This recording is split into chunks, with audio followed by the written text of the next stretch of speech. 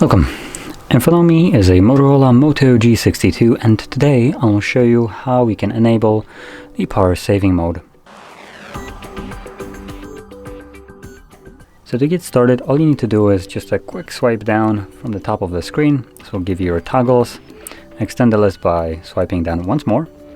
And on one of the pages you will find a power or battery saver mode, like this one.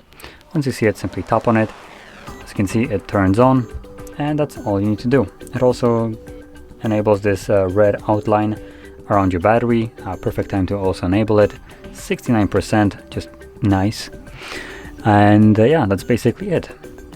Now I'll mention a couple of things that might be happening while the power saving mode is enabled. So number one, refresh rate of the display will be changed to 60. Number two, Wi-Fi and mobile data will most likely be turned off when the device is not being used for extended period of time, meaning you won't be receiving notifications from apps that would require it, though this is just let's just call it an educated guess.